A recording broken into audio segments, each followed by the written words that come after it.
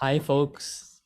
Welcome to this New York City Puppet Forum. So, Stephen, this is what. Yes, and glad you can come here.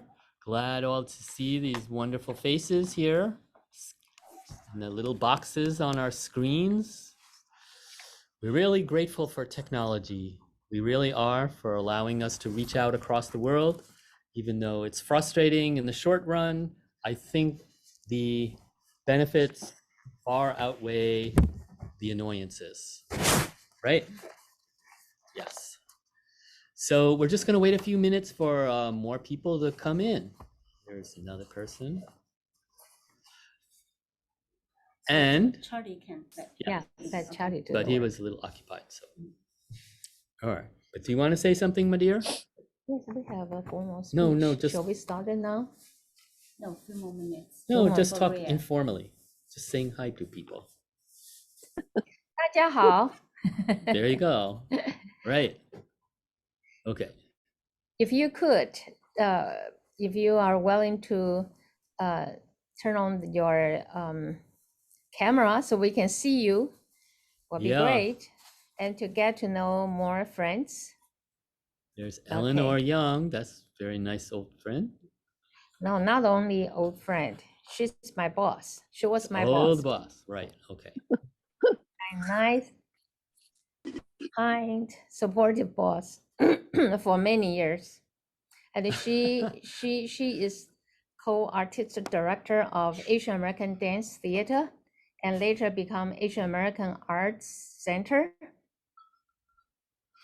Oh, Nancy's here! Yay! Hey, Nancy. Hi, Nancy Staub, one of the great pillars of American puppetry and of Unima USA and Puppeteers of America. Thanks for coming.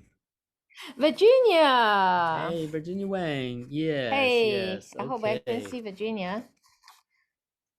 Hi, Eleanor. Is Bob still sleeping? I saw you falling asleep. No, Bob is not sleeping. He probably is trying to get on now. Yes. Okay, great. All right. I think we could begin now. Or you want to wait 2 more minutes? Let's wait 2 more minutes. Okay. It's filling up. Board's filling up. Great.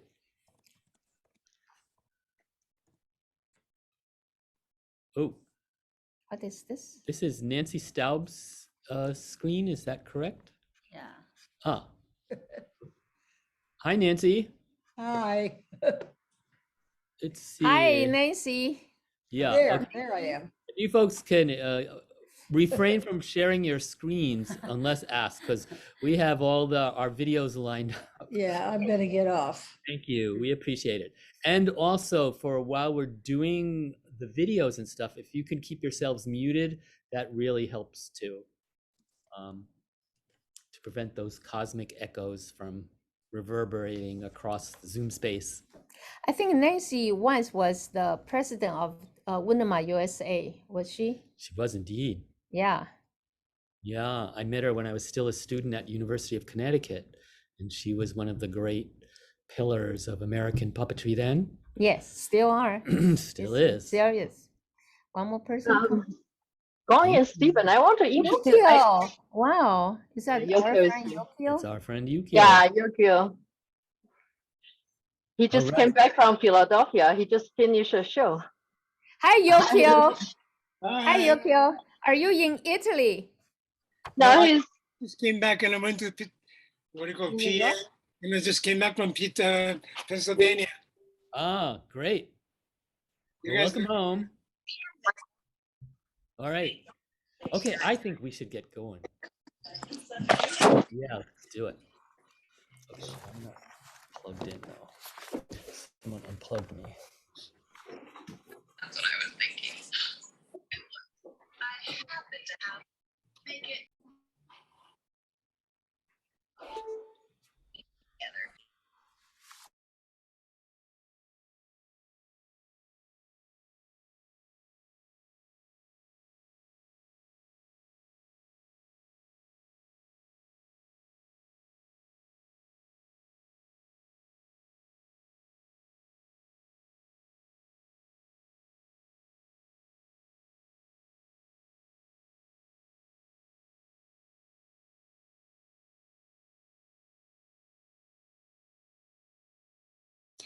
whose expertise and accomplishment have contributed greatly in the area of puppetry. I will save my efforts of introducing these organizations and our hosts, since we'll get to know them later in our video screenings. CTW is very honored to join the other 4 performing groups to discuss our creative endeavor, our cultural influences and impacts. We hope our discussions will inspire each other and today's participants to explore more possibilities in terms of media, thematic concerns, and channels of collaboration. To open the forum, I would like to invite Stephen Kaplin and Kuang-Yu Fong, the 2 co-artistic directors of CTW, who initiated the whole project, to give us some details about why we decided to pull this together and what we are expecting to accomplish through this forum. Thank you, Dr. Sim. Thanks so much for all our panelists for taking time out from their busy lives to participate in this Asian American Puppets Impact Forum, Round 2. We first put together this panel on Asian American influence in April at the request of Dr. Bart Rocco Burton for his students at University of Connecticut's Puppet Arts Program. And we're very happy to see our colleagues again this evening to build on the dialogue that we started and to share it with an audience from all over the globe. The puppet community is really very small and scattered across the planet. And unlike other parts of the industrial entertainment complex, the field of puppetry has no large-scale infrastructures to support us in our works. It's up to each artist and each group to make and build their own platforms, finding support for their work by any means necessary within their communities. These are challenging obstacles, and we puppet artists are used to relying on our own creative resourcefulness to get things done, and our abilities to build strong bonds and relationships with other artists across the field. And this is why we're so pleased to have these artists, these Asian artists here today. Each one of them has decades of experience in the field, leading and managing their own theater companies, guiding its creative processes, training artists and teachers, performing and collaborating on local, national, and global levels. So without further ado, I pass it off to Dr. Fan-Pen Chen of SUNY Binghamton. SUNY Albany, excuse me.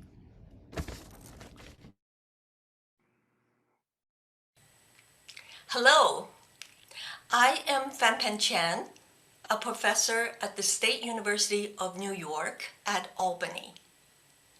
On behalf of CTW, which stands for Chinese Theater Works, and CHINOPERL, which stands for Chinese Oral and Performing Literature, and as a member of both of these organizations, I would like to welcome everyone to the Asian/American Puppet Impact Forum.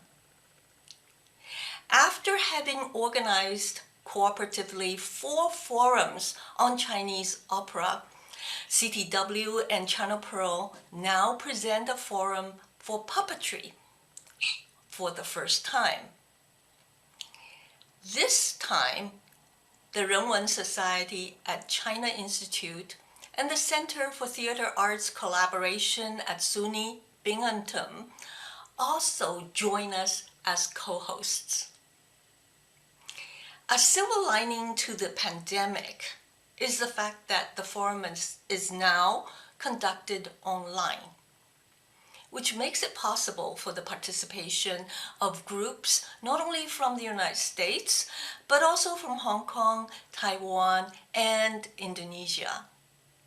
The participating organizations include Puppets and its Double from Taiwan, Ming Institute for Arts Education from Hong Kong, Paper Moon Puppet Theater from Indonesia, Double Image Puppet Lab from the United States, and Chinese Theater Works, also from the United States.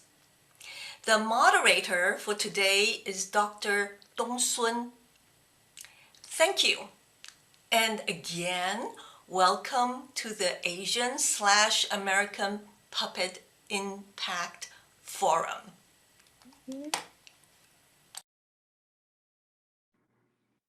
Thank you, Professor Cheng. Our last speaker, not the least, is Professor Chia-yin from Center for Theater Arts Collaboration at SUNY Binghamton. Actually, we have done great collaborative programs together in the past years. So please show yourself, Chia-yin, in the video.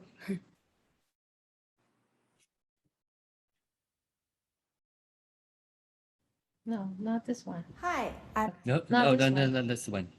这个是这是无独 There's 有偶 another 中 10. Oops. there we go. 苏尼宾汉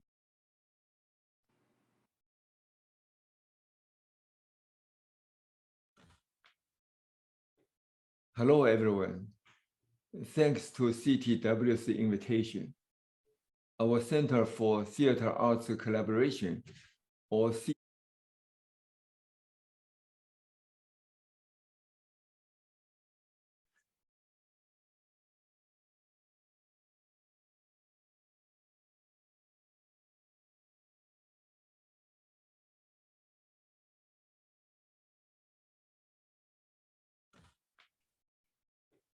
Hello, everyone. Thanks to CTW's invitation, our Center for Theater Arts Collaboration, or CTAC, can happily co-host this Asian America Puppet Impact Forum. Puppet has been enjoyed by people from different cultures for a long history, so it's an important genre of theater.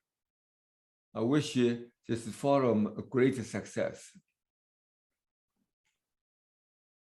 CTAC was jointly established by Binghamton University, which is a research center of the State University of New York, and the Network of Chinese Theater Arts, 中国戏剧学院, in last December. So it's brand new. In addition to teaching, performance, exhibition, and other programs and projects, we will publish a journal called ThearCom, an e-journal of theater arts communication. It will be completely bilingual, and the inaugural issue is scheduled to be released this fall. We welcome submissions of articles, opinions, interviews, and news. CTAC expects collaborations with all of you. Thank you.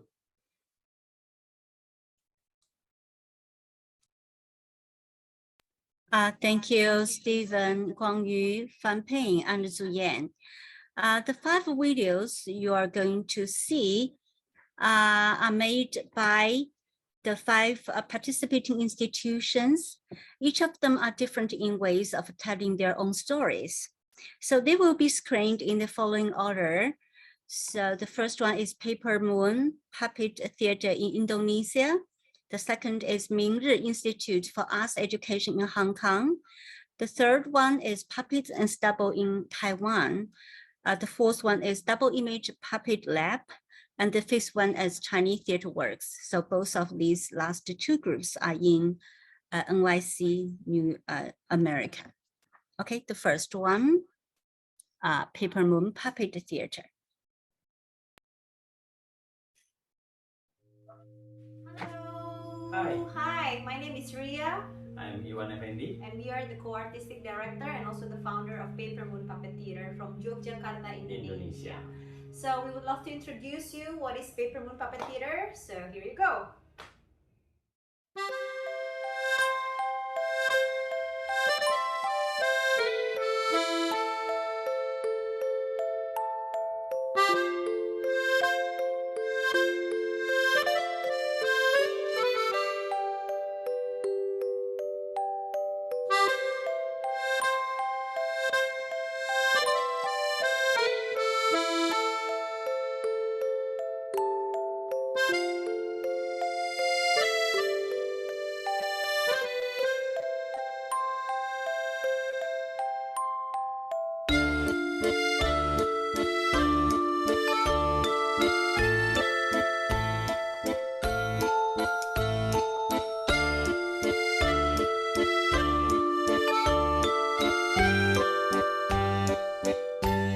Paper Moon Puppet Theater is a group of artists that do an experiment of puppet theater, of contemporary puppetry and object theater. I found Paper Moon Puppet Theater on 2006 together with the co-artistic director, Iwan Effendi, who's also a visual artist.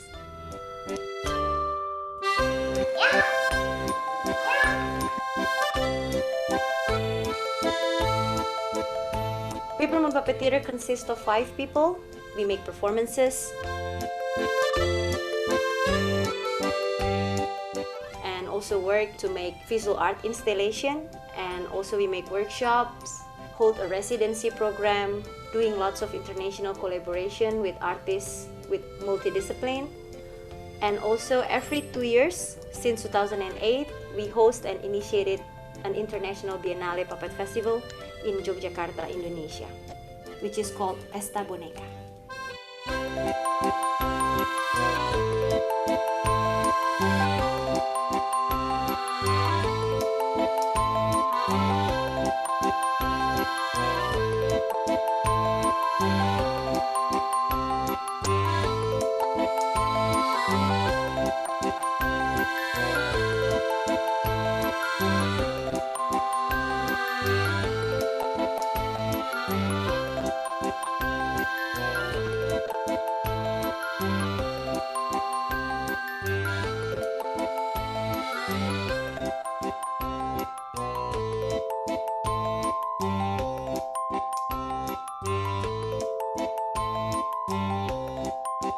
For us, puppet theater is a bridge to communicate between people.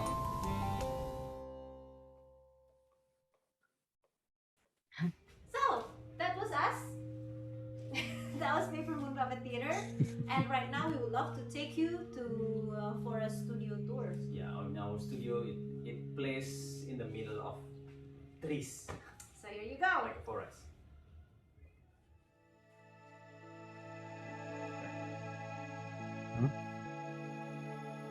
Someone raised me. You can let.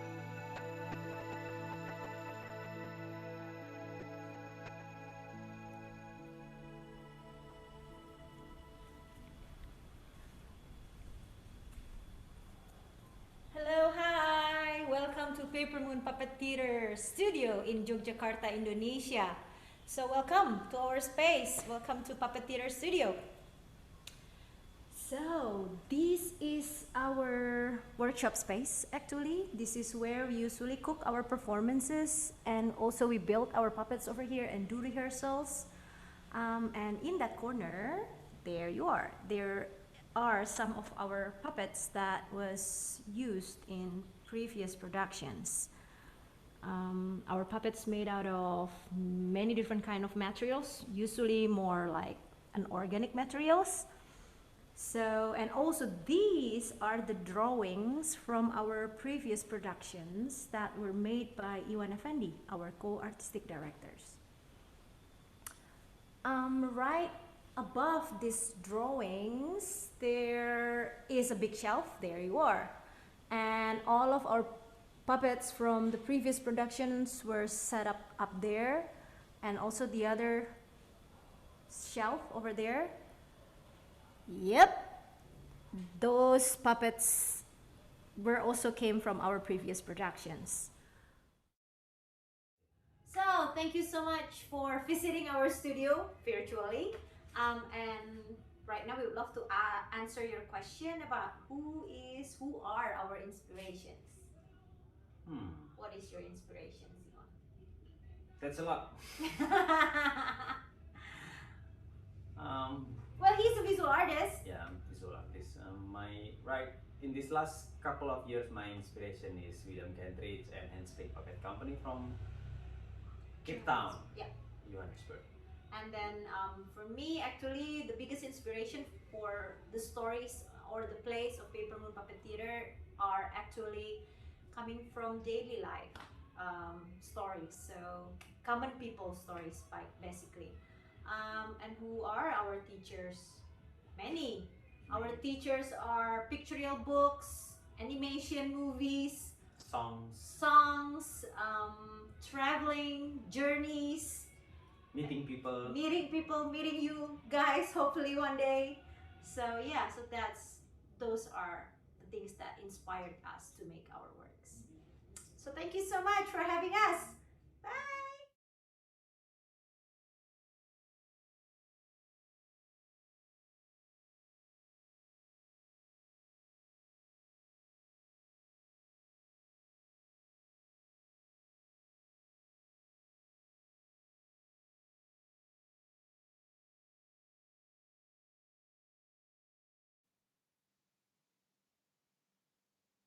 Hi, my name is Simon Wong. I'm the Artistic Director of Ming Institute for Art Education. My company is focused on children theater production as well as drama in education. So we are two parts. Children theater, a lot of puppet, and education in drama and theater in school. We are the venue partner of Renwen Town Hall. Renwen Town Hall have two theater, one 1,000 and one 250. We are the resident theater in this 250 seat small theater. Every year we need to do 3 children's show and 1 baby theater show. So altogether 4 show, about 10 weeks, about 100 something, 150 performance. And also we need to do free exhibition and a lot of education program. Maybe we can see our season in coming year. This is what we are doing in the next year. The first one in this summer is a pigeon, little pigeon. And then far away, a smile. And then its grandfather, paper, plants. This is what our season is, children theater. So we are using puppets mainly on children theater. Maybe you want to know what we are doing. So let everyone to see our show photo album.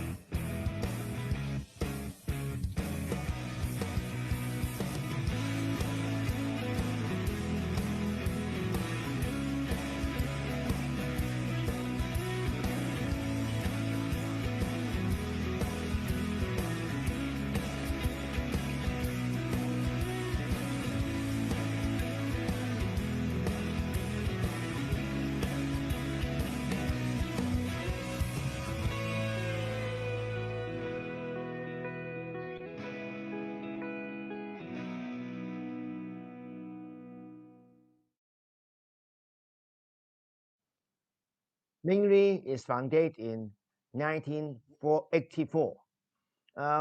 And that time, our name is anonymous, theater with no name.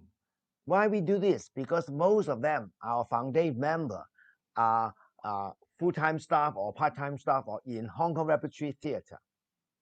And then we're doing a lot of show, alternative show. We want to make ourselves out of classical or mainstream. In 1987, we think children theater is very important. So we started to do that. But we didn't know what is the way. So we try pantomime, musical, drama, and everything for children. And then 1991, when we have a chance to go to Prague, we find the way. Puppet is the way for children theater.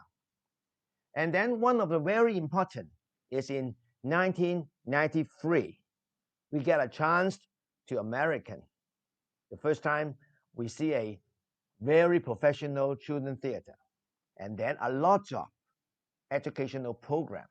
We know that is the way we are.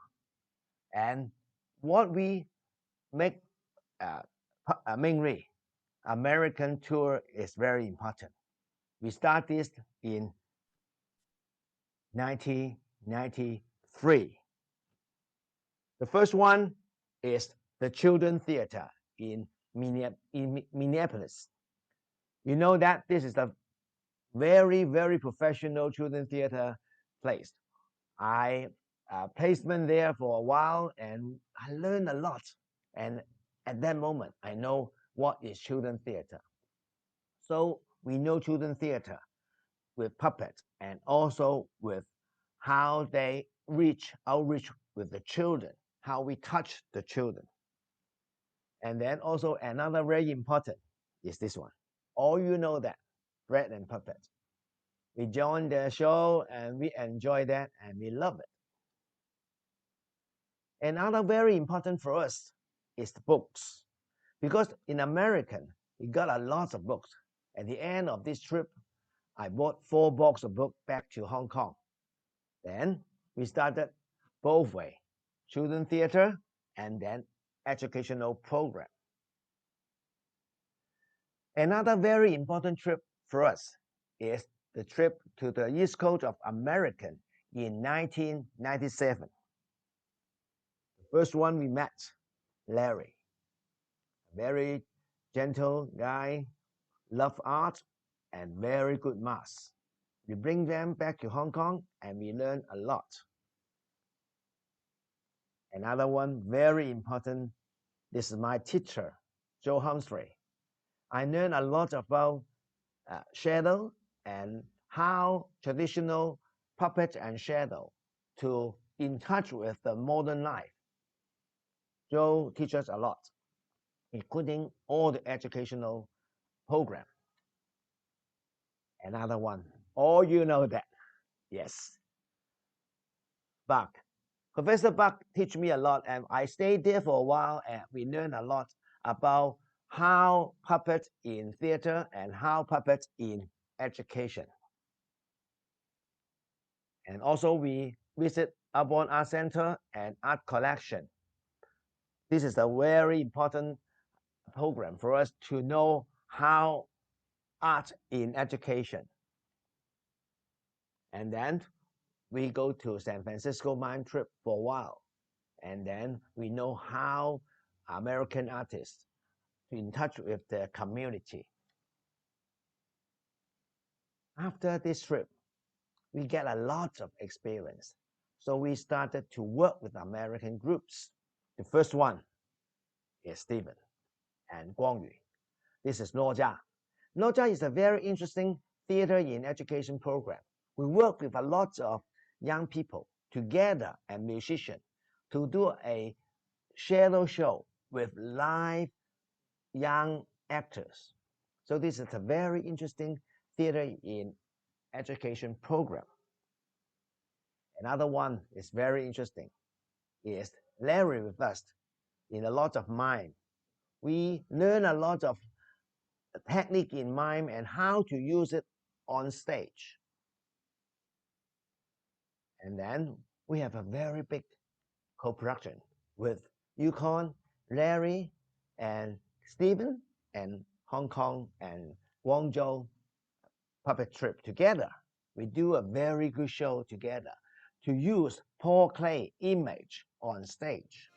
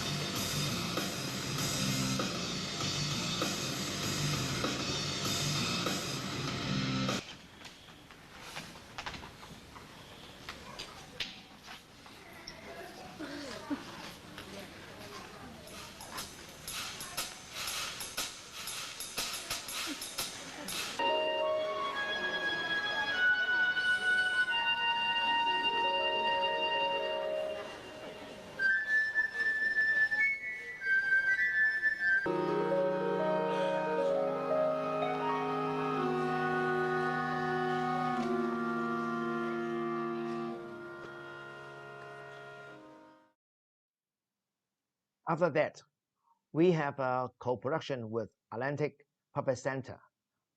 And this is a very interesting show. We bring this show to China, to Shanghai, to Guangzhou.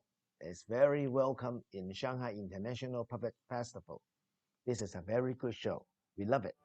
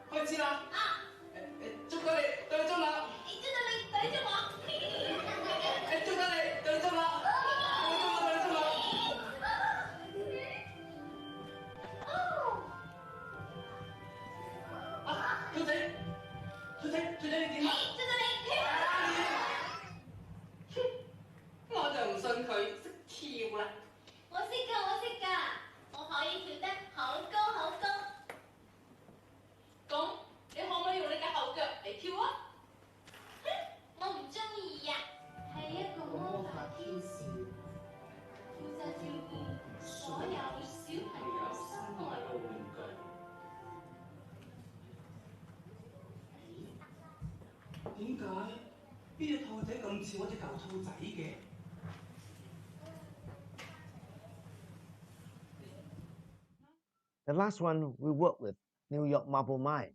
And this is a very interesting show. We mix with Chinese elements and the American elements, together with American groups, Hong Kong artists, and also Guangxi puppet trip artists together. This is a very challenging show that we do, and this is what we do in Hong Kong.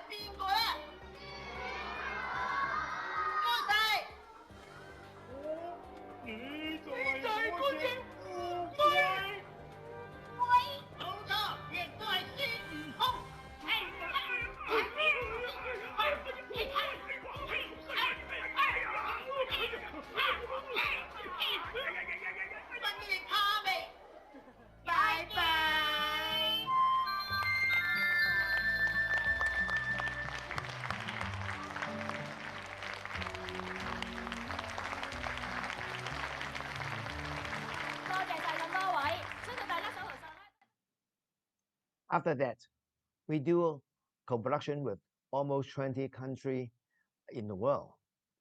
So if you like that, please feel free to contact us. Bye.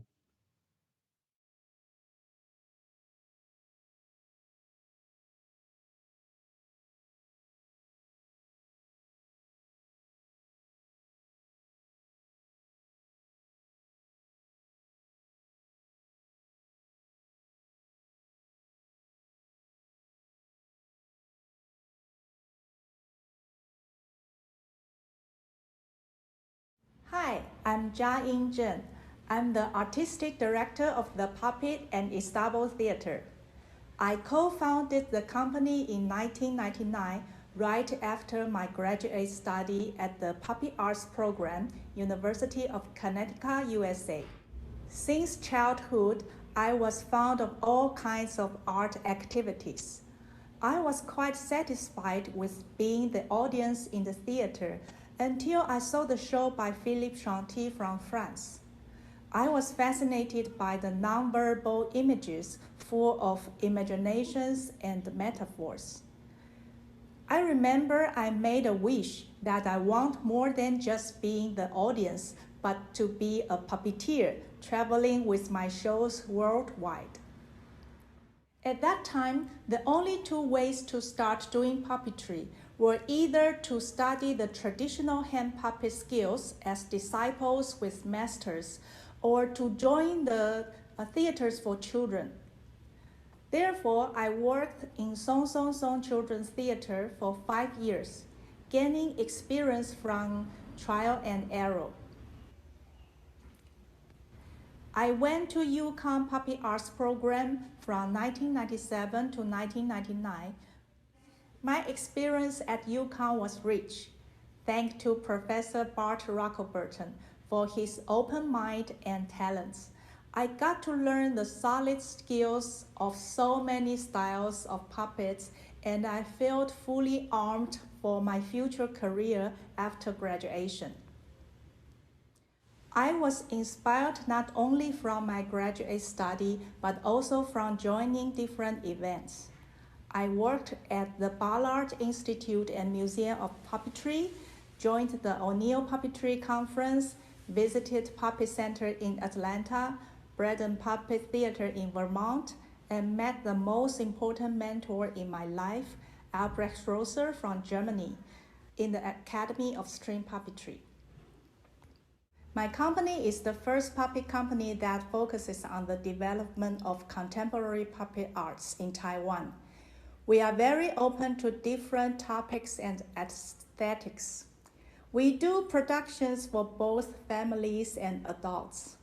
We do quite often the cross-boundary collaborations with orchestra and dance groups. And we have done a lot of commissioned works with museums and art centers.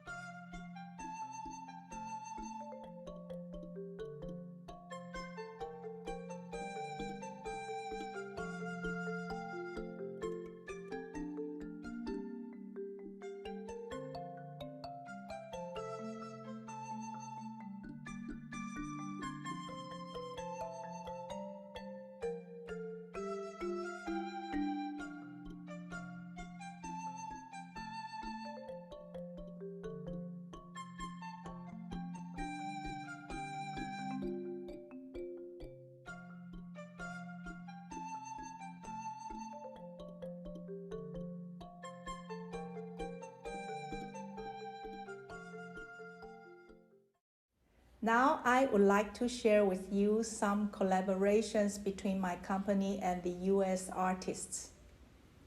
In 2006, we invited Professor Bart Rockerburton to direct The Firebird. The show was presented in the National Theatre with 19 performers together with the big orchestra and chorus. Before this production, we had only done small productions with 2 to 4 puppeteers in black box.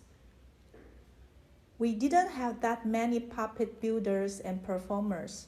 We had to give training in puppet making and manipulation before we could really start to rehearse the show. The result was astonishing, and it still stays the largest puppet productions ever in Taiwan until now.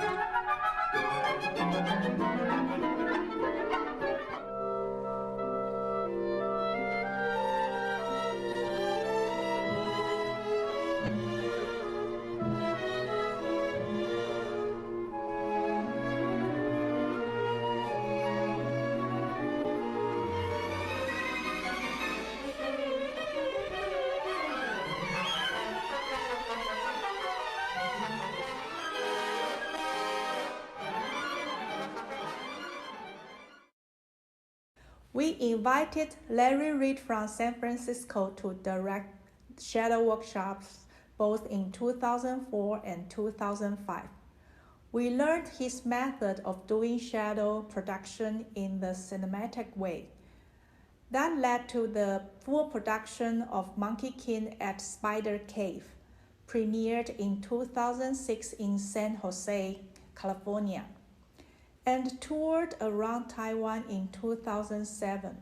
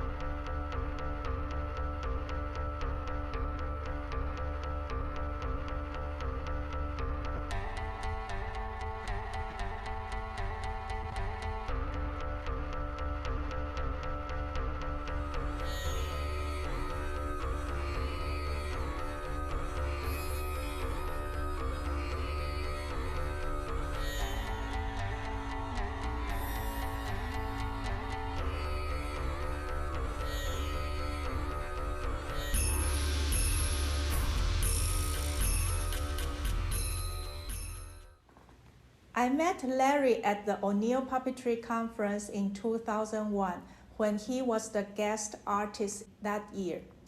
I really liked the productive atmosphere in the O'Neill Puppetry Conference, and since then, I always input some elements I learned from the conference to the workshops I hosted. In 2001, I participated in the one-month workshop by Stained Glass Theater in Vermont. I learned a lot from director Eric Bass and his company members.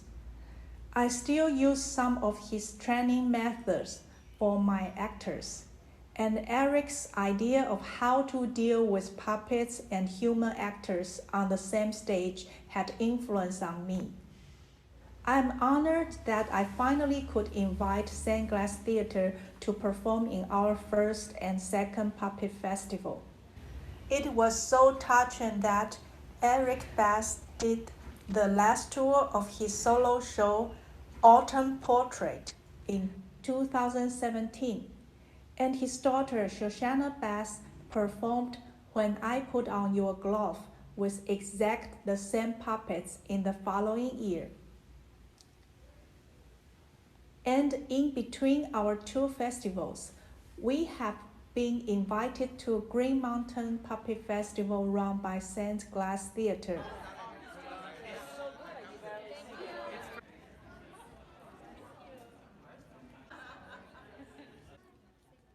We had such a great time over there, and it is really a wonderful encounter with our two groups. My company is more than a theater company now because we set up Lize Puppet Art Colony, a puppet center for promotion and international exchange. We moved from Taipei, the capital city of Taiwan, to Lize, a quiet village in the countryside, in 2013. It took us 4 years to renovate the old rice farms and turned them into studios and workshops.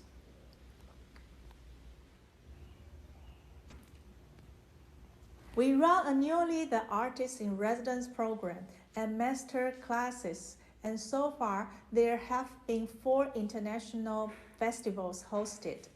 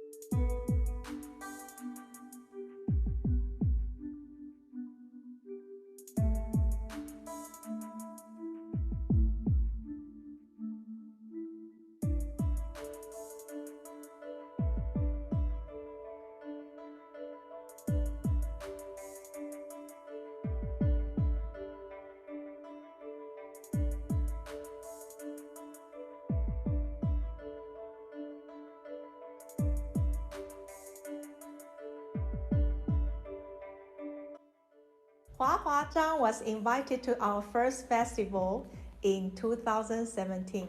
She made fully use of the structure of the barn and had performers and audience moving around in the interesting installation she created.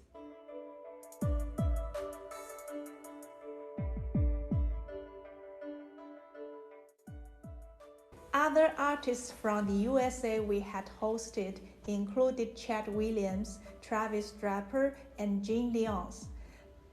They all leave us great gifts with their art and passion.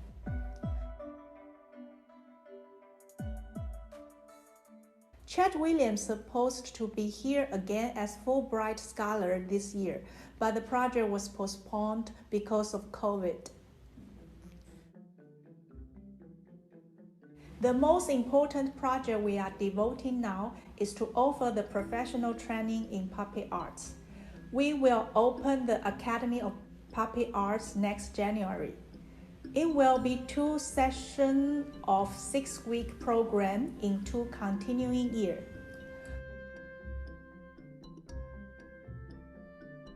Our aim is to make both the practitioners and the general public respect the expertise in puppet arts. It is my pleasure to share my experience with you. I hope we can meet each other in person someday, somewhere. Thank you, the organizer, for arranging this, and thank you all for listening.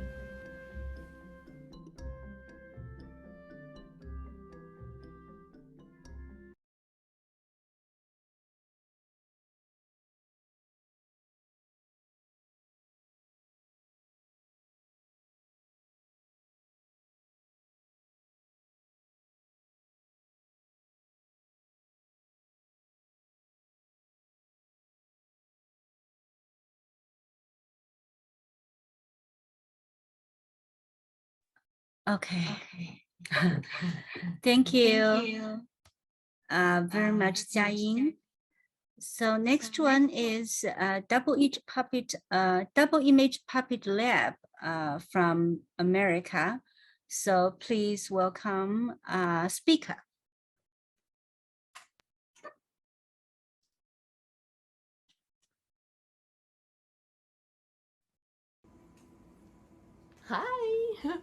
Hi, my name is Spica Wobbe, and I am a puppetry artist originally from Taiwan.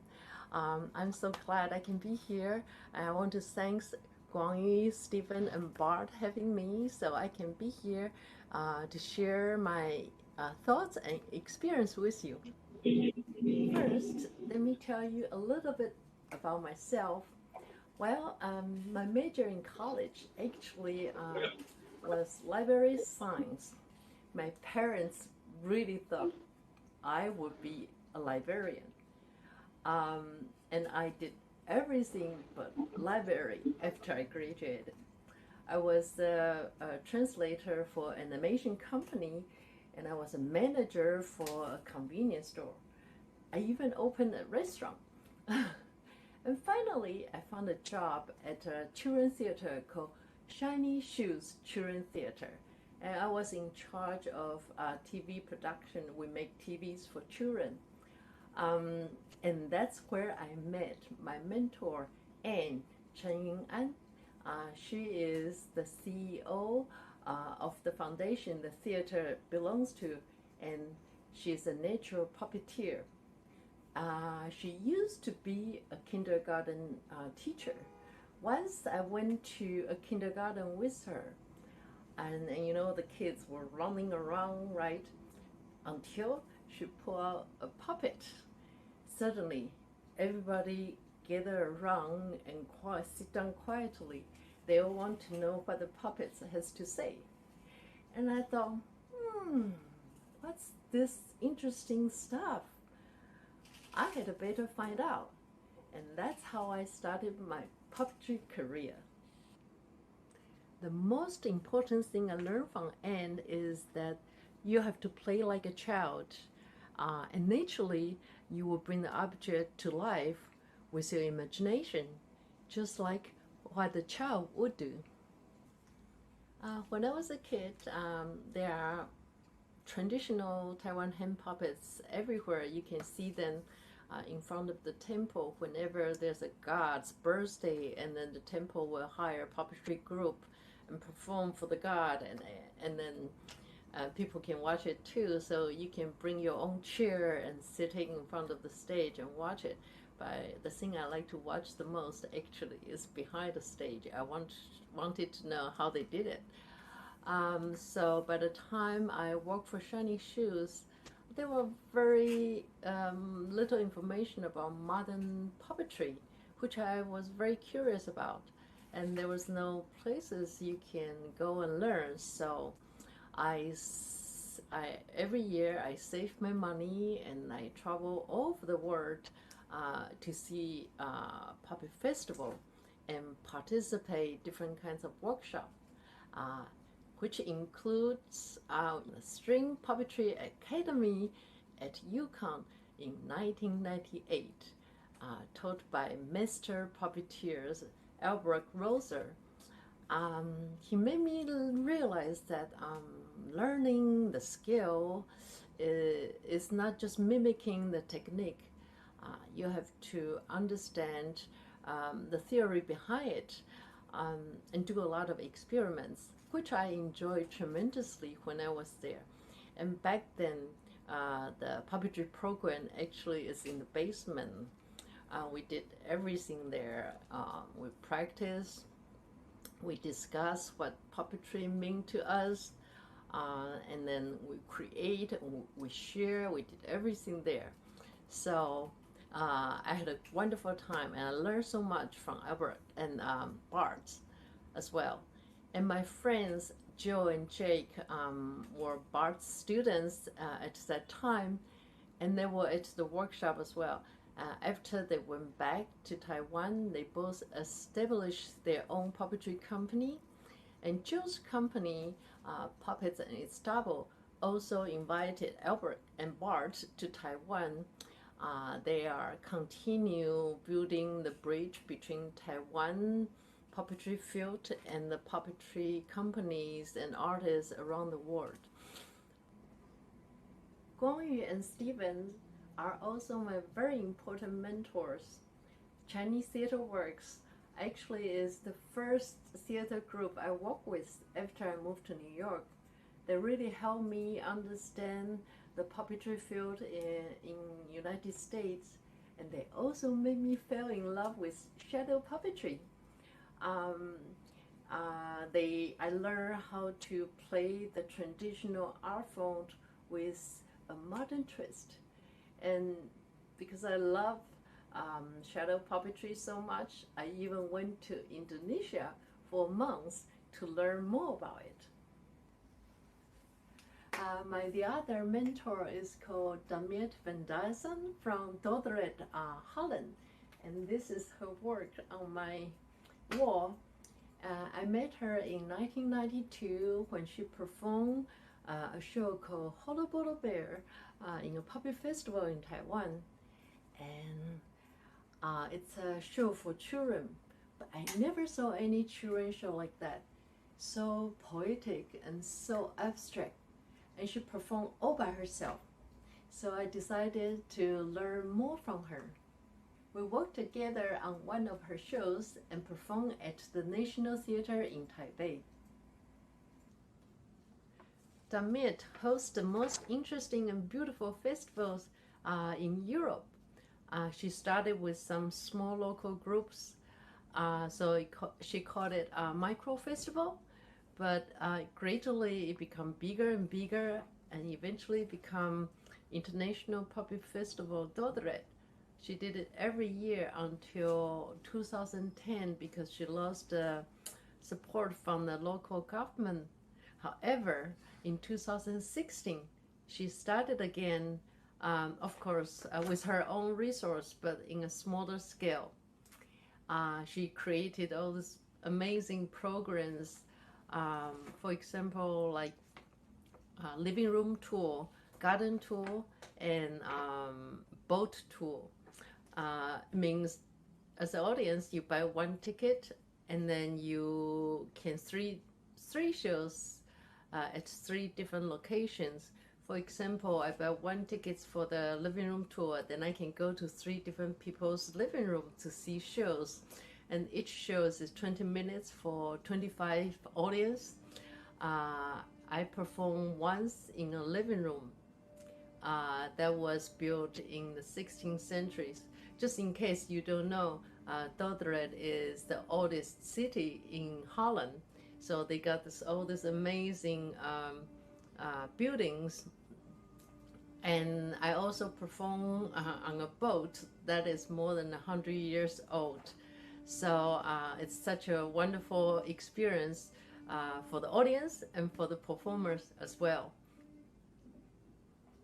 Besides the modern experimental puppetry, she always have traditional groups on the list. She said it's very important to have tradition. In 2010, my friend Jade Shi-Yu, the artistic director of Flying Group Theater Company, started her own festival in Taiwan. It's called Close to You Puppet Festival. And I am the consultant of the festival since the beginning. Follow the inspiration of Damit's festival. We want to keep the format of small shows for small audience, so the audience can have a close-up experience with the puppets. And the shows take place in very interesting places, like, for example, bookstores, gallery, hair salon, sometimes cafe, restaurants. And by walking around in order to see shows, the audience will know the Taipei city better. So it's an international puppet festival. So we are constantly looking for shows that are 20 minutes for 25 audience. So if you have one, please let me know. I established my own theater company, Double Image Theater Lab, in 2011 with Margot Fitzsimmons. We want to explore the world of past and present through object and light manipulation and music and poetry. Our audience includes young children and adults. I would say from 3 to 99 years old. And we were very lucky to receive Jim Henson's grant twice, and we also got a residency at the Carriage House. In 2016, I created the Memory Project with Karen Orchard to work with older adults to help them to document their personal story through visual arts, theater, and puppetry. And this project has received several grants from Lower Manhattan Cultural Council, and it's supported by Flushing Town Hall as well.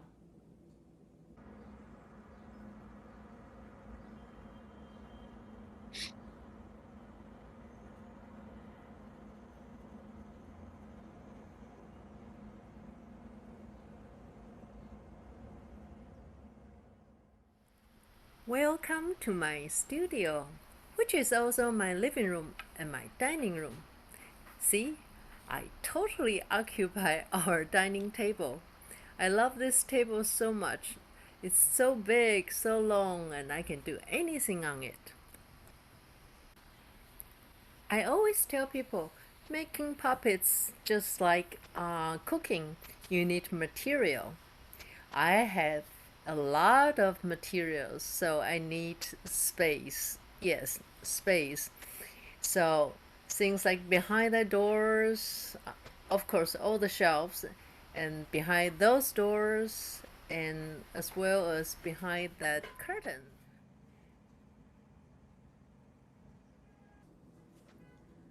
I don't have an agent to book shows for me, but I think I'm very lucky to live in New York City because I think we have more opportunities than other places that we can present our work, so we don't have to travel too far.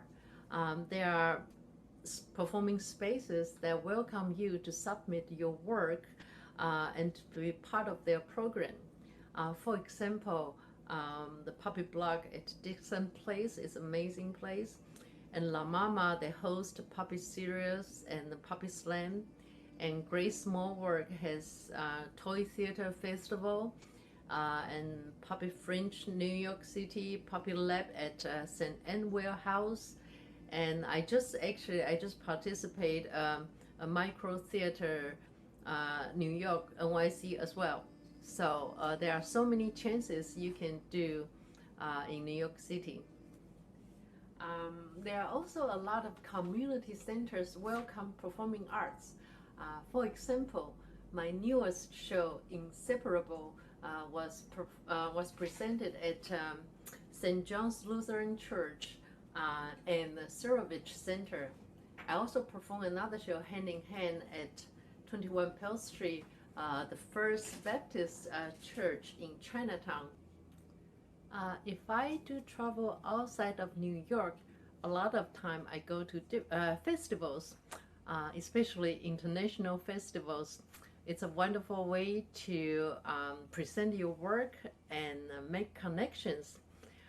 For example, when I perform in Japan, Iida, a Korean director invited me to perform in her festival in Korea.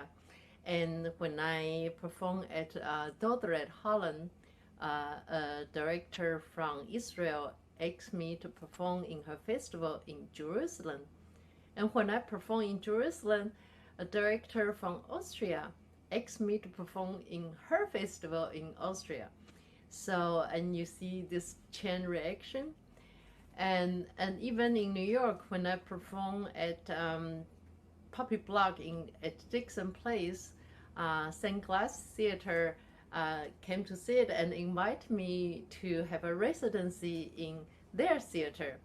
So I remember Kuang-Yu used to say, a good show is a show that will bring you another performing chance to perform. And I totally agree with her. In recent years, I'm more focusing on creative aging.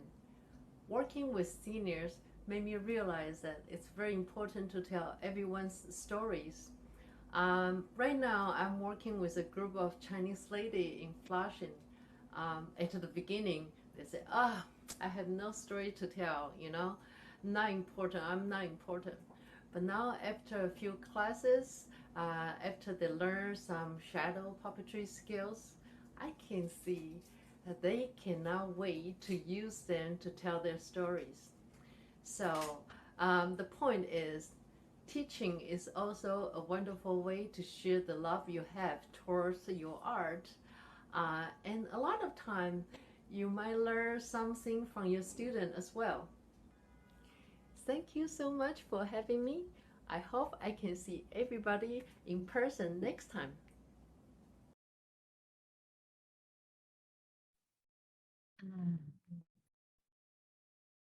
Thank you, Spica. I wish I had the chance to visit your studio in New York City and attend your classes in Flushing.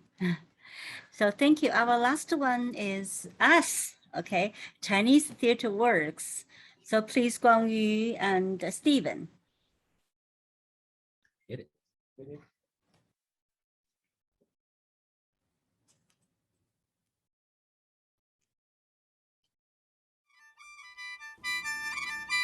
Hi. Hi.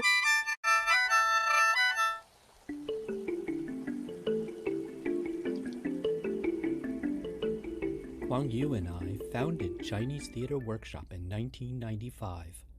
Its mission is to preserve and promote traditional Chinese performing arts and create new theater productions that bridge Eastern and Western, traditional and contemporary theater practices and forms. Our studio is located in Queens, New York, one of the most ethnically and culturally diverse places on earth. So naturally, our work needs to reflect this diversity and cut across ethnic and cultural boundaries.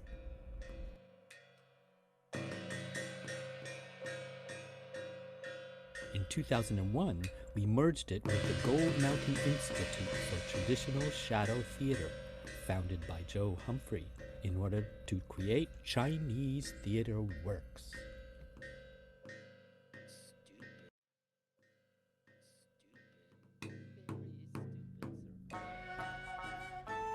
As producers, creators, performers, and educators, we've tried to invent new ways of connecting with artists and audiences on a local, national, and global scale. In doing so, we've had to wrestle on a very personal level with issues of cultural identity and the stark differences of social grounding, language, and training.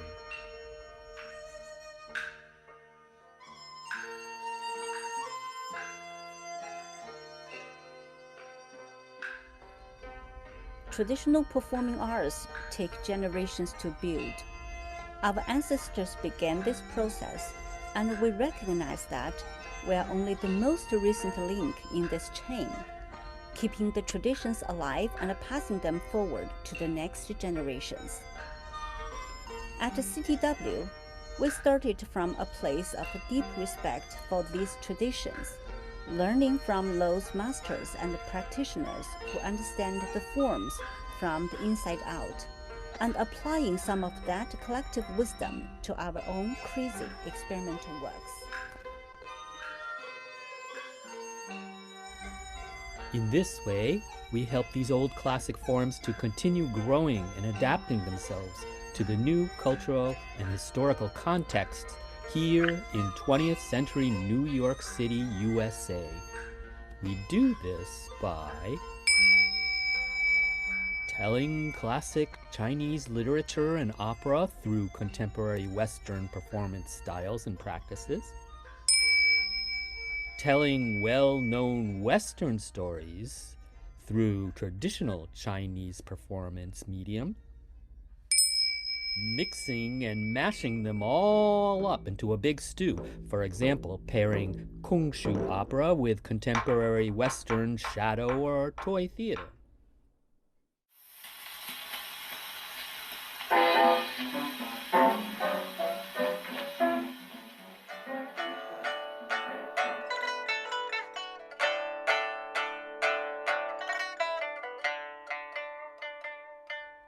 Over the past 27 years, CTW has created over 40 original productions. Each year, we present 70 to 100 programs locally and across the US and the world, at theaters, libraries, schools, universities, museums, and community centers, parks, zoos, and in the street, too.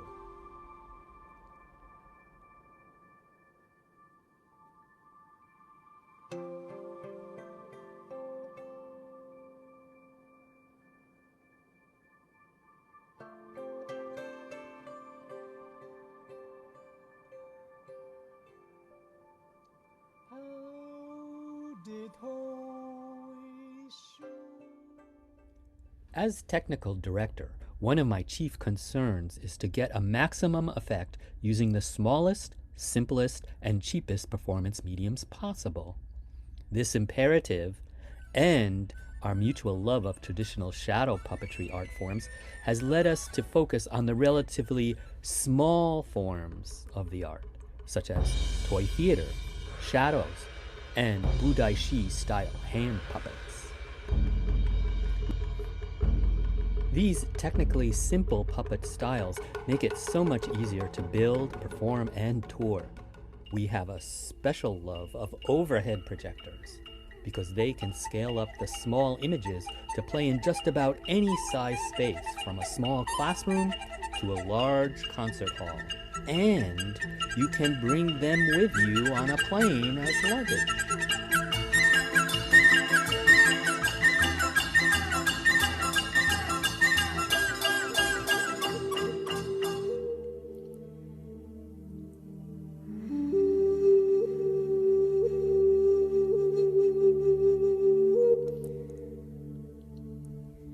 Our choice to work small while thinking big turned out to be very fortunate during these recent pandemic years.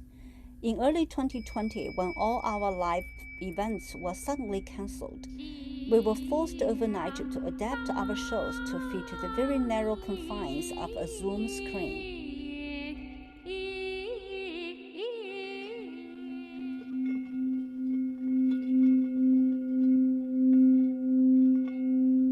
It was a steep learning curve for us, but we found consolation in that these online performances and events, such as the one we're doing here tonight, let us reach and touch audiences and artists across the entire planet simultaneously. That, indeed, is something unique and special about our times.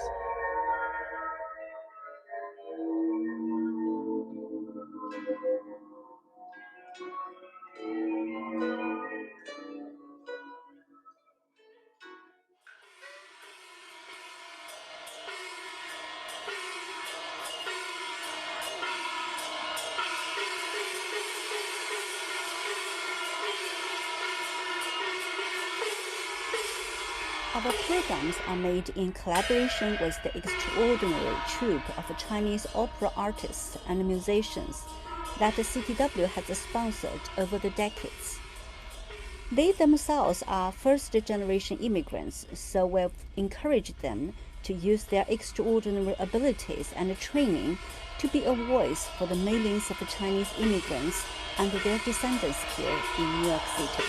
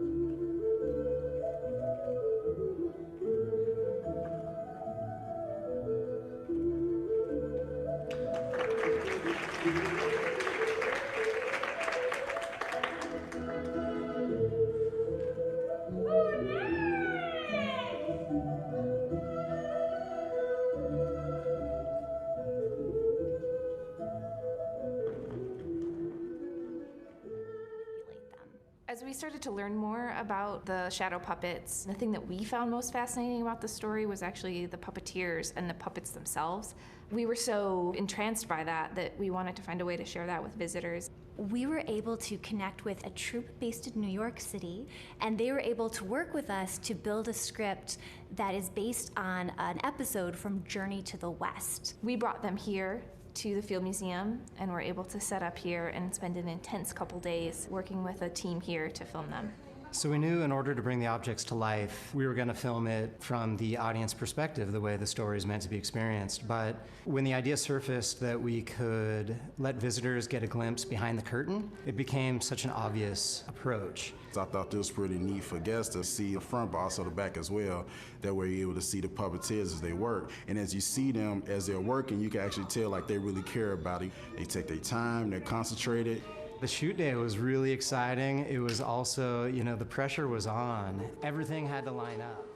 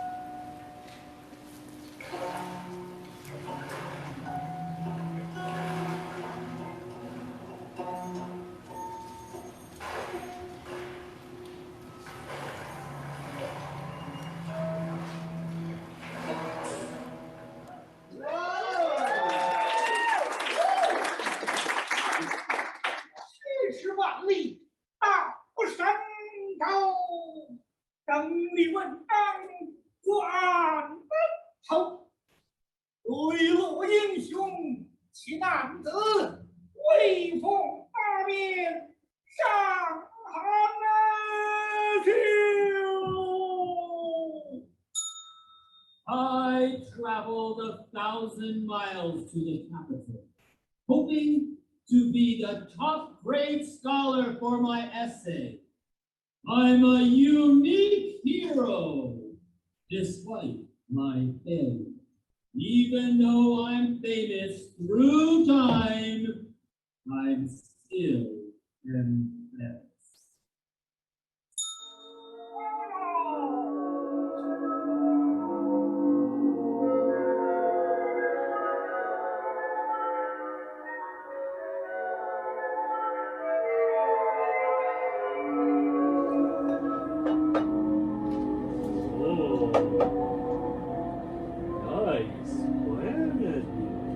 Yeah, pretty cool.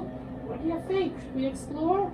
I'd say yes. It's got signs of carbon and maybe there's some intelligence down there. Maybe even some puppeteers. I don't know if they could be that advanced, but let's check out. You never know, right? Yeah, you never know. Okay, we're going down.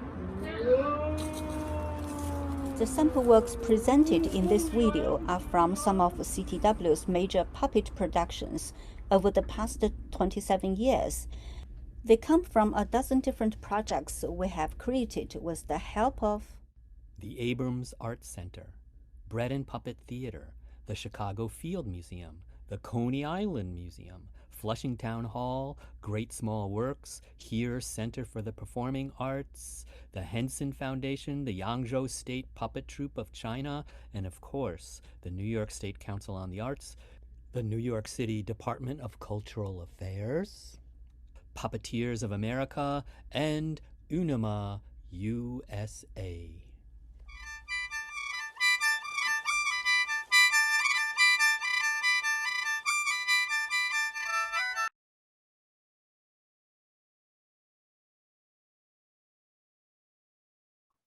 All right, that's Okay. That's a That's a lot. lot of great works, a lot of wonderful exchanges, right? Very, very impressive. One thing I'm certain is that there must have been many stories untold and many things yet to be known about these 5 organizations. So without further ado, we'll move on to our discussions. So I have seen some questions in our chat room, but I will pitch one question to start our Q&A session. Okay, so this question is to all of you, each one of you, okay? So the question is, describe some of your important experiences working in America or exchanging with American puppeteers. So how have these experiences affected your methods and work? How have your audiences and professional colleagues responded to these changes? So I know these are 3 questions. You don't have to answer all of them. You can choose 1 or 2 questions to which fits you better, okay? And Ria, since we see you're popped in here, why don't you say hi and answer first? Oh, thanks. Hi, everyone. My name is Ria. I haven't seen you guys this early morning. I was breastfeeding my baby. I'm so sorry for being late. Thank you. Thank you for having me here. But I think I'm the one that was in the video that didn't really state it about our counterpart with United States Puppet Theater or United States Puppetry Artists. But is there any opportunity for me to just do a little share screen while I'm answering this question? Is it possible? Okie dokie. Yay, there you are. Okay, I'll do this.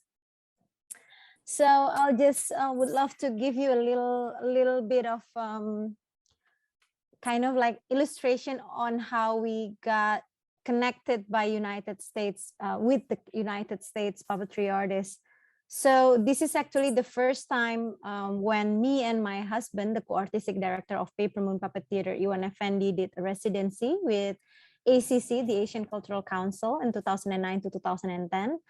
And I think we stayed in New York for 6 months. And in this part, we're actually meeting 70 puppetry artists in the East Coast, basically. So we found it's very interesting to have the first, well, you know, everyone outside America, when we are talking about performing arts in United States, most of us were always thinking about the big stages like Broadway for sure. But then when I was there for 6 months, I can see not just only the surface or the skin of the performing arts scene in United States, but it's getting more deeper, from the Broadway to the super off Broadway, or those who are very struggling daily for being an artist in United States, especially in New York. So I found that this is a very, very special experience for us. So we managed to visit lots of puppetry artists that we met on the Union Square when he did, you know, like open a little stall selling the photos of the sock puppets. And then we found that he is actually a punk band singer and using puppets actually in his performance. So I found that the range from this kind of puppetry artist to, of course, Sesame Street, that we visited their warehouse, their workshops, and then slept in the house of Marty P. Robinson. So it's kind of like those big range, and of course, meeting lots of merrier, beautiful puppetry artists. So in this part, we also managed to come to the puppet lab in St. Anne Warehouse, at that time facilitated by Tom Lee. And we found that it's kind of also one of the very important moment for us to learn how to build the ecosystem of puppetry. And then on 2012, actually 2 years after we came back from United States, we got invited. Actually, we proposed, there is a special program called Center Stage, and they opened an USA tour. And at that time, they have a big focus in Indonesia. So there are kind of like hundreds of different types of performing arts artists applied for this program. And then there are only just 3 from Indonesia. So Paper Moon was one of it. So we managed to did our very first international tour. Actually, this is our very first international tour as a puppet company to 7 cities in the United States. So we perform in Kennedy Center in Washington, D.C. We perform in Asia Society in New York City, but also in RISD and several colleges and in a regional puppet festival in Iowa. So we kind of like, again, we see another layers of how performing arts in United States were actually, you know, like grow and spread. Again, this is kind of like another very first experience for me to encounter with international touring. And this is a very, very special experience as well for us. With this program on 2015, we got invited by University of New Hampshire to stay there for 3 months to do cultural stages program that we were teaching actually in the theater and dance department, and make new productions with the theater students. So again, so after seeing all how the artists do this, how's the touring do that, and how the education parts that, you know, like we're kind of like growing, how I can imagine how the systems, the ecosystem in United States about performing arts were actually developed. So these are a couple of artists that were actually working in they perform in our festival, in our Biennale Puppet Festival, Pesta Boneka. So since 2012, we always have American artists came to Indonesia and perform in our festival. So there were Angela Stemple, Mermaid Player Puppeteers, Tom Lee and Bonnie Kim on 2018. And 2020, we had most merrier artists from United States because it was online festival. So more and more artists can join. So this is another tour that we did with an Australian theater company. And this is the artist that we would love to have on 2022, Margarita Blush and Bonnie Kim, for our International Biennale Puppet Festival. So asking the questions of Dong Sun, you were asking that question. So I'll just stop share here of how the encounter with how the meeting with American artists were actually involved or influenced our works. I found what we found very interesting by meeting American artists was actually, or American art scene, were actually how the freedom you have in your country, that you have so many influence from so many different countries, and then you can just pick the ingredients and cook it, and then you make it into your own, and based on what you need. So this is what I found very interesting, because in Indonesia, we were born with a very strong tradition of puppetry, which is the wayang tradition, of course. And then we found that as a younger generation, we kind of like take it for granted, because it already, the form is already there, the theory is already there, this is how you do it, this is the rituals. But then when we made our own, it's kind of like the question of why we need to do this. It's very important. So I found that learning from how American artists were actually recook their own recipe, and making their own foods, or they make their own arts, I found it's very interesting. I learned a lot from there, actually, of finding of which one that we really need, and what is really effective and efficient to talk, to speak to our audiences. So I found that is very, very interesting and important process as well. Can I respond to that? Okay, of course. Yeah, I think that's so interesting. I feel that the festivals that a lot of them are self-organized by puppetry organizations like UNUMA or Puppeteers of America or local puppet guilds are so important. They're really the best way for global puppetry to kind of find itself, find people across the way. And I just want to say what you were saying about finding this kind of freedom. Oh, thank you. Finding freedom in the US. When I started working with Kuang-Yu and working with all these Chinese opera performers, I had to go the other way and sort of find this discipline, this very, very concrete structure to work in. And I think both those, coming whichever way you're coming from, which direction, it's still very fruitful when they manage to blend and merge.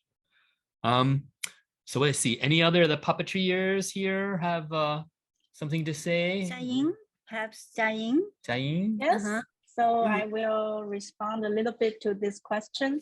I think my experience in the US really helped me to shape my character and personality as an independent artist. So to let you know that the way of education is very different in Taiwan and America, because here we tend to, as children, to follow what teachers teach. So we lack of opportunity to express our real thoughts that is different from the teachers. And we seldom, the parents seldom hear, like as a children, we seldom hear praise or are always expected to perform very high achievement from teachers and parents. So therefore, although I did quite good in school, but I'm still always lack of confidence as a person. So when I work with American artists, I really found people are very, very open and brave to express their opinions. So at the same time, they always praise their companions or partners with all their hearts. So I really like this positive thinking and the cheerful spirits of Americans. I feel I become much more confident to express myself and more brave to take challenges without being afraid to fail.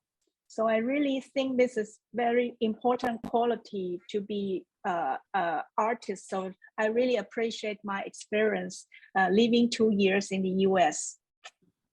Thank you, Chia-yin. Thank you. So I have another question. What is the difficult part of this cultural exchange? So you have spoken of the positive aspects of this exchange. So do you feel any difficulty in this kind of cultural exchange? I think Yukio want to say something. Mhm. Yukio. Can I say something? I'm Speak, sorry, Yukio. I'm not a puppeteer, but the Stephen Kaplin got me into the stage and he said, "Yukio, come and perform with us." And okay, it was the 80s and happened to be Japanese puppet master was in it. You remember that? The show? I remember. That was my first experience with real puppetry. And after that, I did so many movies and puppet shows, and I composed a lot of music for the theater pieces, experimental. And I found out, you know, the actor from the Philippines, actor from even Jerusalem, you know, they speak their own language and they have to speak English. And it's in America, to express their blood, what's in their blood is a culture, not easy. But puppet, yes, that's the fastest way to bring your own country's culture into this country. And America is open for that. Now, puppetry, you puppet, use the puppet and you put the blood, which is in your blood. It's a culture expression, how to express your culture from your own country, mixed with some other countries. And a puppet can express everything you know, feel, experience easily on the stage. I mean, if you experience. And I know Italian puppeteer, she makes puppet and she doesn't really come here, but she experienced their blood, Italian blood with the Greeks and Turkeys and Israeli, mix all those in the European side. But America is open to all this country, especially to Asia too. It's very, very, to me, it's amazing. That's Japanese, that's Filipino, that's, you know, Indonesian. It's all mixed up. I just did the sort of, not the movie, but the, you know, blood, snake blood, which is a Chinese culture masterpiece and Japanese masterpiece in one. She used all the American actors to perform on it with a puppet behind it. It's wonderfully done. To me, puppet is the fastest way to mix up the culture. Thank you. Thank you, Yukio. And I think that's a good point. I feel in a lot of ways puppet theater is a lot like music in the way it can slip across cultural divides. Maybe because it's not so language specific as other forms of drama. It really can move freely. And that's one reason why, especially when the world gets as divided as it sometimes seems, it seems our job as puppeteers gets more and more important. I don't know what we can do about it, but we can certainly make work off of it and help people that way. Okay, so Spica. Yeah, so Chia-yin, okay. Yeah. Oh, if Chia-yin want to say something, you can say it. Okay, so I just saw 2 questions from the chat box. Okay. Yes. Well, maybe I can add just one point to the last question for the last. Okay. It was what people just say. Actually, I think not just the different culture from different countries, because after all, America is a melting pot. But I think also, especially in New York, I'm not quite sure about other states, but there are so many opportunity like puppet slams, right? So you are able to put on a show like when you just the 5 minutes when you are the beginning of your creation, and then nobody is afraid that people will laugh at you or something, and we just get the chance to present to the audience and then get feedback. So I really love that. And also, like, for example, like Lollapalooza, before they call Lollapalooza, now they call Puppet Lab at the St. Anne Warehouse. Their project also encourage different, not just puppeteers, but from all different fields. You can be an architecture, you can be a film director, not only puppeteer. They want more people from different fields to join in the puppetry land and create something. And I think that's the best thing ever, because puppetry, after all, it's a mixed media. Has visual arts, music. This puppetry is a dance itself, if you ask me, because the manipulation with the language, music, movements. So in New York, you get so many chances to expose to all of this. Really helped me open my eyes and open my mind, and really, really great. So, Chia-yin. Actually, I can't think of any obstacles working with American artists. That's great. That's great experience. Right. Positive and brave to say their true feelings. So I think it's quite easy to communicate with American artists. Yes. That's good. So art is a universal language, right? There's no barrier of linguistic. And barrier. also maybe we think, I think maybe because we're working in the style of puppetry, so we have a medium between us. So it's not myself performed, so I feel personal attacked from the other people. So I think maybe so the puppeteers. Yes. Yeah. It's so puppeteers are the people behind the puppets, right? So it's easy for them to collaborate, you know. I think so, yes. Yeah, and Simon, that's a question. I think Simon don't have to answer this question, but we have a question for Simon in the chat room. Yes. So Simon, can you elaborate on how your puppet programs are integrated with the K-12 school curriculum? So that's the question specifically for you. In Hong Kong, you know that our curriculum is only started in 1997. Before that, we have no curriculum. It's only syllabus. Syllabus means that examination area. And curriculum is started in 1998. And we are very lucky that we are the only members in the curriculum council in theater area. So we are freely to express our feeling that to bring theater in curriculum. Mainly, we bring puppets. And do you hear me?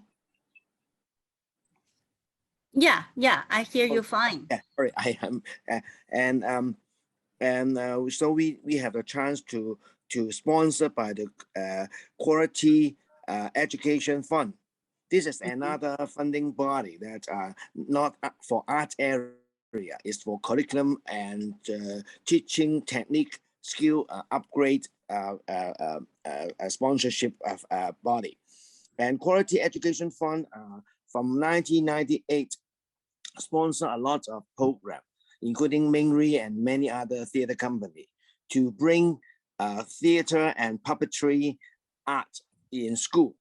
And we are very lucky that from 1998, we are the company, every year we get the sponsorship to bring theater, mainly is drama and puppetry in education. And we bring Judith from Boston to Hong Kong to have a 2-year program to train all the kindergarten teachers in Hong Kong to use puppet in education. And we get a very a good result. So afterwards, puppetry and drama become a parallel way to use in school. And in 2008 to 2014, these 6 years mainly become the commissioning body to train the teachers and to group all the people to make a we call it quality education network. This is all based on theater, drama, and puppetry to use it in the curriculum. What we do now is mainly to help the teachers to use theater technique in all the textbook in Hong Kong.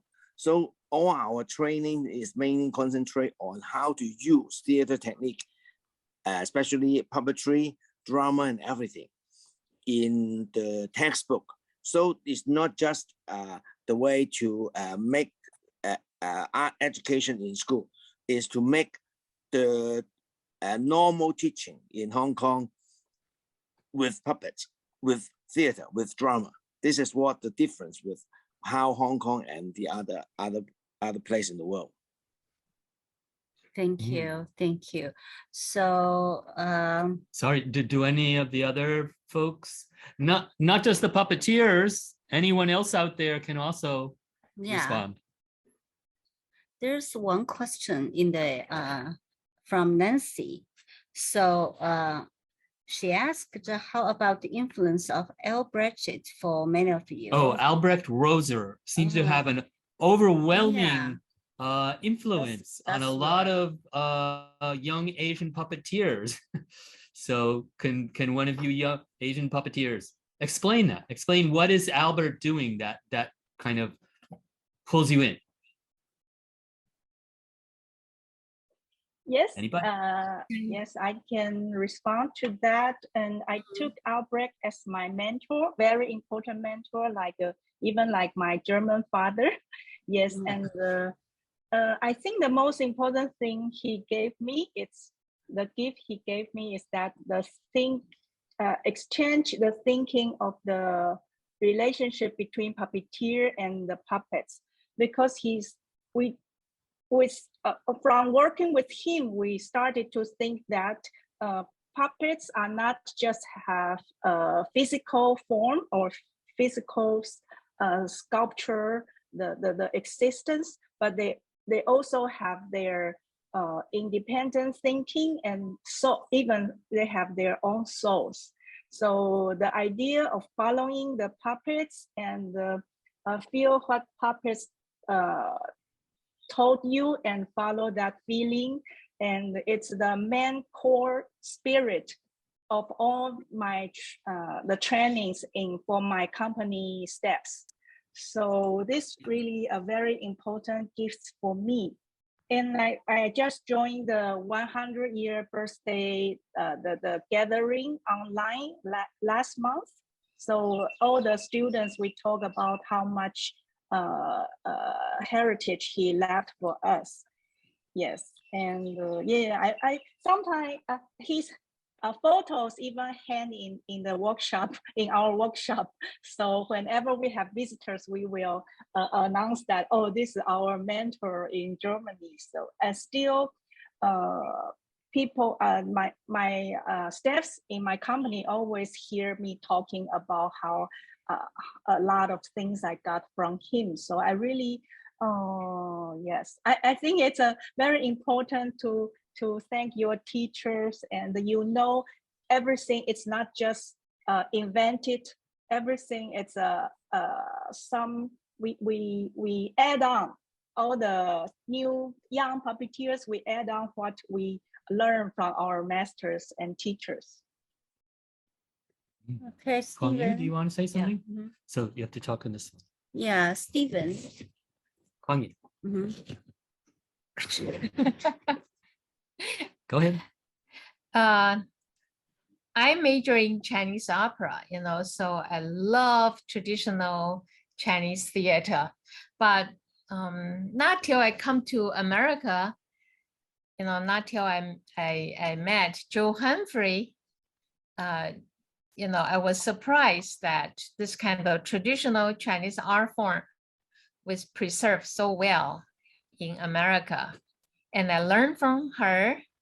And one of my friends who got theater PhD, and I brought him to the company, and very soon he left back to Hong Kong. And then he brought one of his shadow figures back to Hong Kong. And that's how Simon saw it, right? So Simon, would you like to talk about our teacher, Joe Humphrey, and how, and I asked Simon, I said, you are so close to mainland China. Why don't you go to mainland China to learn authentic Chinese shadow theater instead of you come to America? So Simon, would you like to talk about our teacher, Joe Humphrey? Let me introduce the situation is in the end of the last century, in about 1997. We do a lot of research to mainland China in 1994, but all you know that at that moment, Chinese is still from the Cultural Revolution situation to become modern China.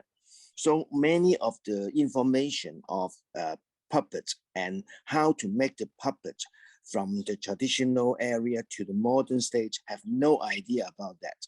So when we research all around China, in Tangshan, in Xi'an, in Hunan, in Beijing, in Guangdong, and everywhere, in Fujian, we still cannot find the whole picture about Chinese puppet and shadow. So at that moment, we are looking for somebody, they can give us a whole picture. From very lucky that we met the professor from Hong Kong. He bring a very small shadow at the home, that we have a party there, and then I just share with him about what is it, and he said this is he joined a workshop in Golden Mountain Institute. So I in touch with Joe, and then you allow me to be studied there for a while to learn about all the puppetry in education.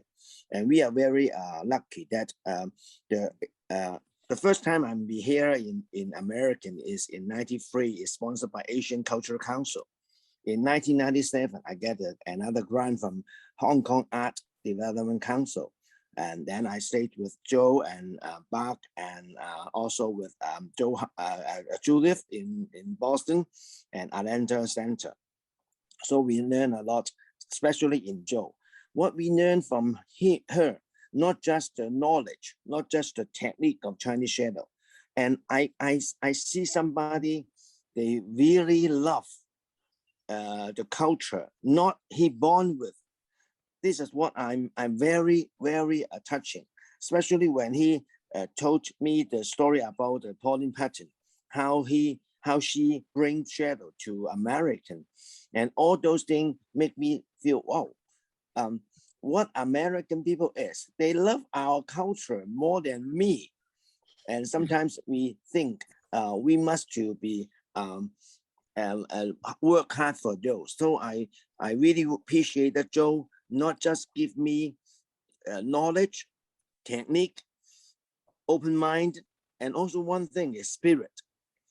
She give me how a people is to love their own culture and how to love it. So after that, I especially go back to China to do more research. So I'm lucky I'm the only guy in China puppetry area. I can touch the Han Dynasty puppet by hand. You know, this is a very treasure from in China, because it's only one puppet still alive for 2,000 years in the Thum in Shandong area.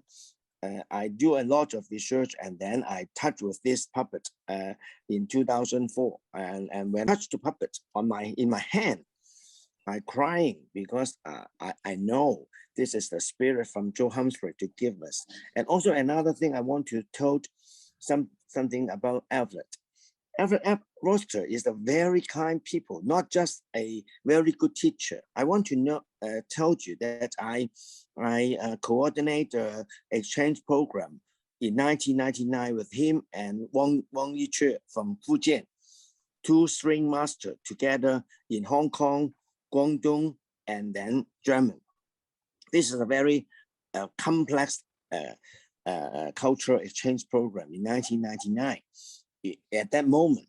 And one thing is make me very surprised and very touching is whatever, just such master in the world, but in China, he is the only one master, almost never complain anything of our lower standard living situation.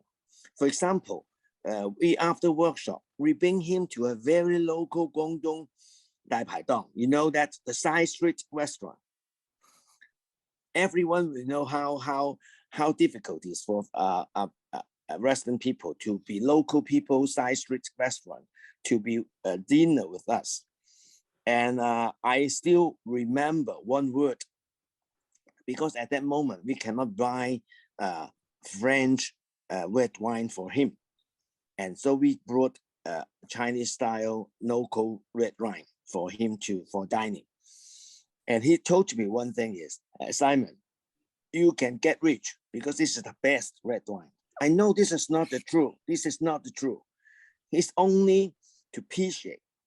And he drank with us with a very local and cheap beer together. And you know he's from Germany. How he can accept a cheap beer in Guangdong area, and only at that moment is several dollars, not several US dollars, several Chinese yen. So what made me feel very relaxing is he is the master, real master, and he make me understood that real master is more real people with very three things. I love it. Joe and Everett also is relax, enjoy, and inspiring. They are all involved from the show to the art, to the involved a show in the art. So this is why make me work for this thing more 20 something years after that. I still feel warm, and all the pictures still in my memory. Thank you. Thank you. Thank you. Okay, Thank so you, Simon. we're about to wrap it up, but we have one more question. Yeah, you haven't Okay. answered questions yet. So I think people wants to know more about the CTW. So I just have one more question. So what are your thoughts, dreams, or wishes for the future of puppetry globally and locally? Okay, that's one question for you two. My dreams of puppetry, I mean, I feel in some ways over the last couple of decades, just the way that puppetry kind of sits at the nexus, at the joining of all these different art forms, I feel it's becoming more central as art sort of blends in with the technical,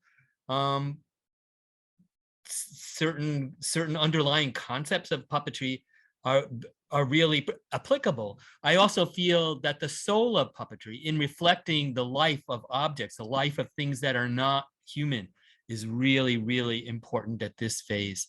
And I feel that kind of infuses our work. And I know what I hope that there are more young puppeteers coming into the field. I know in America, it's really hard to find this field unless you happen to be born into a puppet family or live next door to someone like Joe Humphrey or Albert Roser. You're not going to find the field. So I that's my wish, is that it becomes more available to young artists, because I think the way they're trained to in visual communication skills are something very different than what we had in our generation. And I think it's very helpful for doing puppetry. So those are my final words. Kuang-Yu, do you have something? Yeah. I totally agree what Chia-yin said about her developed in her personality and in her confidence since she came to America. And I feel the same way. I feel like the art is really a place, a platform for you to grow like a soil. And I feel like our generation, in Chinese generation, is better than our parents' generation, because our parents' generation is just out of the World War II. I think to survive is very important. I think the people like Chia-yin or like me, or like An Li, the film director, we are the new generation that we want to express ourselves. Well, And not we anymore. No, so, we're already old hat. in our generation, right? And I think we are the kids that we don't listen to our parents. We want to do things what we want to do, right? Like Chia-yin, or like myself, like An Li. And everybody know the story about An Li. When his father know that he studied acting, he was furious and without talking to him for like 6 or 7 years. But I feel like it's very, very hard for me to find Chinese artist who is willing to be in the art. And I taught in the university in New York for 22 years. And my students, they all told me, even though they like arts, but their parents don't allow them. But I feel like things has been changing. Recently, Dr. Sun Dong, our moderator today, invited me to see a show in Village. And we were so surprised that most audience in that show are Chinese kids. So I feel like our parents' generation was just out of the war, so they were very insecure. And our generation is very, very secure financially, but mentally we're not secure enough. So that's why we have to prove ourselves. We have to go to West that nobody will tell me what not to do, you know. So in America, it's my heaven. In New York, it's my heaven. But I really feel our next generation is better in the mental health, better than we are, even stronger than we are. And Stephen is not I just Chinese. want to say, I hope so. Yeah. I hope she's right on that. Yeah, and Stephen and I built Chinese Theater Works as a platform for artists to learn, to grow. And right now we are all in our 60s and we are thinking about retirement. So we are looking for people to replace us. And also when Jo Humphrey gave me her company, she said, this is Chinese art. You are Chinese, you should take over. And I feel like, I hope more new generation Chinese people would understand, you know, they should going out to looking for their passion. And also, and I hope the passion will match their feelings about their mission of their life. And somebody willing to take over our company. Wow. Okay, I'm not ready to retire yet, but when it happens, yes, we want some young people there. And we had a question. Chia-yin says she'd like to introduce some people before we go. Yes. Do you want to do that? Yes, very quickly, I like to introduce two important my colleagues from Taiwan. Today, they are both in the audience. The first one is Renwen, who worked with my company for 10 years and now doing his graduate study in theater in education, because the puppetry is not the curriculum, the formal curriculum in schools, but sometimes we got some sponsorship. We try to go to school and set up a kind of model. So we would like to set a model, and so we can share to other groups in Taiwan. And he is also a core member who for setting up our Academy of Puppetry for next year. So here, Renwen, wave your hands. Another important partner to my company, yes, it's Yi. Yeah, Chia-yin is actually the director for the Taipei Municipal Puppetry Museum. And I just know that he's actually in New York. So I think you should meet each other. Yes. We met already. He was here. Oh, okay, that's great. great. Yes, so you can take the chance to have more dialogue and exchange. Yes. Yes. So happy to have you. Thank you. Thank you. And we want to thank everybody who was part of this. We want to thank Dr. Sung Dong for being our fearless anchor woman. Thank you. And we want to thank all of you for sharing this, sharing your thoughts, and please, one thing you can do is join your local puppetry guild or your P of A, Puppeteers of America, or UNAMA, your local UNAMA group. Very, very important organizations in bringing all of us scattered puppet folks on the planet together. Yes, I want to say Spica, we're very proudly that she become the board member of UNAMA USA right now, right? I want to have a advertisement. Anyone who wants to join UNIMA USA right now is a good time because you sign up 12 months for 18 months. So you get a longer membership. So I just put the link on it. So check it out if you like it. Anyone is welcome. Thank you so much. Thank you for everybody. And thank you for Charlie Santos, who's been backstage helping us flip back and forth. And we hope to have more forums like this in the future. So please, let's stay in touch. And thank you so much. 谢谢. Thank you very much. Thank you, everyone. Lovely seeing you. Dr. Sun have something to say. The report of our forum will be written and published on SUNY Binghamton's journal, the Theater of Collaboration, the Journal of the Theater Collaboration at SUNY Binghamton. Yes, both English and Chinese. So we will put it on our website when it comes out so that we can share it with all of you folks. Thank you so much again. Thank you. Yeah, we're looking for the next one. The next one. Soon. Bye-bye. Yes. Bye. Bye. 杜老师，杜教授，哎，杜老师您好，很好，很成功，谢谢。还有涂老师，谢谢涂老师，OK， 杜教授这样。Okay, bye.